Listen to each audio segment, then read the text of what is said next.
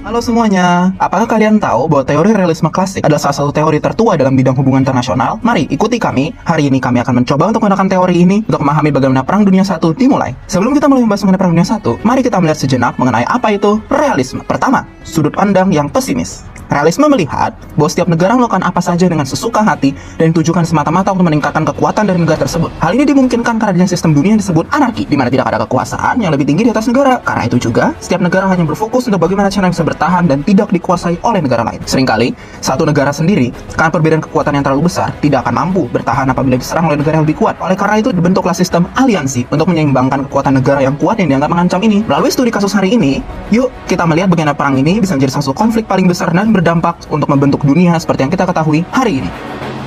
Yang pertama adalah konflik dalam sejarah dunia yang benar-benar memiliki skala global. Dari timur jauh Asia sampai Afrika dan Amerika, tidak ada wilayah dunia yang tidak terdampak oleh perang ini. Sepanjang sejarah dunia sampai pada tahun 1914 tersebut, belum pernah ada konflik dimanapun yang sampai menelan jumlah korban sebanyak demikian. Suatu konflik ini diperparah dengan ikut campurnya negara lain sebagai dampak dari banyaknya aliansi dan fakta-fakta perjanjian, sehingga mengakibatkan sebuah konflik berskala global. Mari kita mulai dari Inggris. Pada awal abad ke-20, Inggris adalah penguasa dunia. Kekaisaran dan daerah koloni yang membentang dari benua Amerika sampai Australia. Inggris seolah tidak terkalahkan dan dapat dikatakan bahwa mereka adalah unipolar dunia pada saat itu dalam era yang disebut Pax Britannica. Namun pada tahun 1871, hegemoni Inggris mendapatkan penantang dengan lahirnya kekaisaran Jerman. Industrialisasi Jerman yang sangat cepat didampingi dengan ambisi kolonialisme dianggap mengancam kekuatan ekonomi dan kekuasaan Inggris. Ambisi yang disebut Weltpolitik. Untuk memenuhi ambisi ini, Jerman membutuhkan 3 hal: sekutu, angkatan perang yang dapat menyaingi Inggris, serta wilayah koloni. Sehingga salah satu aksi pertama Jerman secara diplomatik adalah untuk mendirikan aliansi dengan Rusia dan Austro-Hungaria. Namun Rusia menolak. Secara militer, salah satu usaha Jerman adalah untuk membangun suatu angkatan laut yang mampu bersaing dengan Inggris. Pembangunan besar-besaran angkatan laut Jerman ini membuat Inggris khawatir, sehingga memicu terjadinya perlombaan senjata, lalu usaha diplomatik,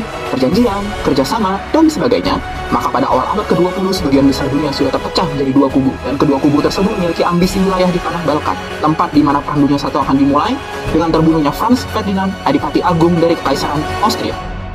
Perang Dunia Pertama dimulai pada 28 Juni 1914 ketika Gavrilo Princip, seorang nasionalis Yugoslavia, membunuh Archduke Franz Ferdinand dari Austria-Hungaria. Pembunuhan ini memicu serangkaian peristiwa yang berujung pada deklarasi Perang Austria-Hungaria terhadap Serbia. Serbia yang didukung oleh Rusia menolak ultimatum Austria-Hungaria yang menyebabkan Austria-Hungaria mengumumkan perang pada 28 Juli 1914. Jerman sebagai sekutu Austria-Hungaria ikut terlibat dalam konflik, mendeklarasikan perang terhadap Rusia dan Prancis pada 1 Agustus 1914, diikuti oleh Inggris pada 4 Agustus 1914 setelah Jerman menyerang Belgia. Italia yang awalnya netral bergabung dengan sekutu pada 23 Mei 1919 setelah mendapatkan janji aneksasi wilayah dari Austria-Hungaria dari Inggris. Kekaisaran Ottoman bergabung dengan Blok Sentral pada 29 Oktober 1911 untuk memperkuat kekuasaannya. Amerika Serikat yang pada awalnya netral akhirnya terlibat pada 6 April 1917 setelah ketegangan dengan Jerman meningkat akibat perang kapal selam dan penemuan telegram Zimmerman. Tahun 1917 juga ditandai dengan keluarnya Rusia dari perang akibat revolusi internal yang menyebabkan pemerintah Bolshevik mengambil alih kekuasaan dan mendatangkan perjanjian damai dengan Jerman. Dengan keluarnya Rusia,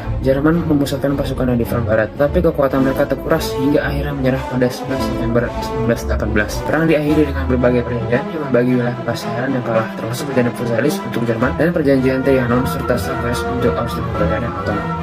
Berikut kita berusaha untuk menganalisa beberapa kejadian yang terjadi pada Perang Dunia I dengan menggunakan perspektif classical realism. Dimulai dengan kematian Franz Ferdinand, di mana kejadian ini menjadi pencetus perang. Namun, situasi Eropa pada masa itu tidaklah stabil, di mana ada banyaknya permusuhan antara negara Eropa karena keinginan untuk ekspansi mendorong terjadinya perkembangan militer di negara-negara Eropa. Jika kita melihat perkembangan militer Eropa dari lensa classical realism, kita bisa memakai konsep power maximization dan balance of power, di mana dengan semakin berkembangnya kekuatan satu negara, maka negara lain akan terasa terancam.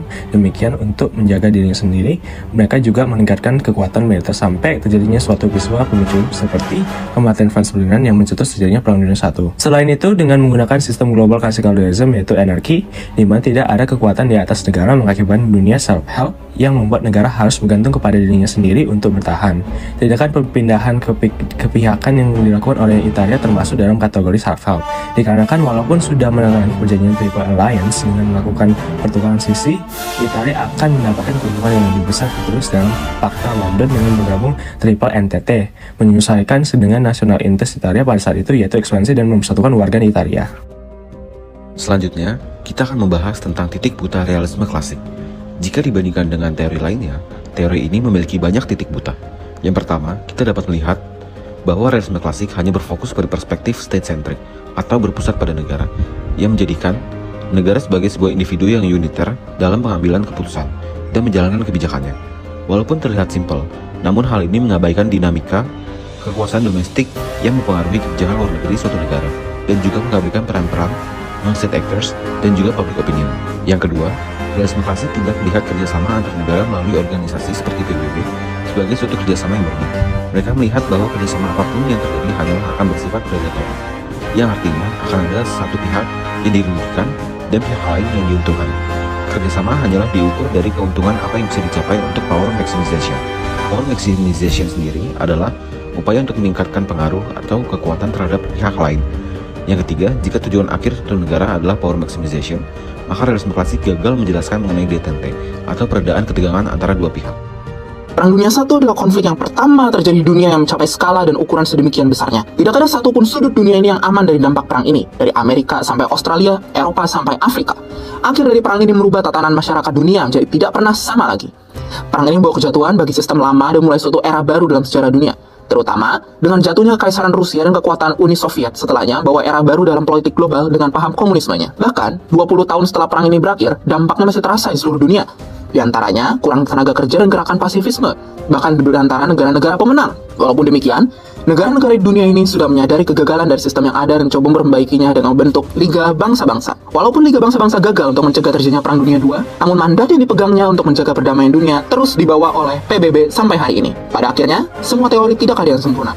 Kasus ini tentu saja dapat dianalisa menggunakan teori lain yang akan mendapat hasil yang sama baiknya dan sama-sama sah untuk diperdebatkan dan dibahas. Teori realisme klasik gagasan Hans Morgenthau ini mencoba untuk melihat mengenai sistem geopolitik pada saat itu, di mana power dan ambisi untuk mendapatkan power tersebut adalah pusat dari politik dunia. Sampai jumpa di pertemuan kami yang berikutnya.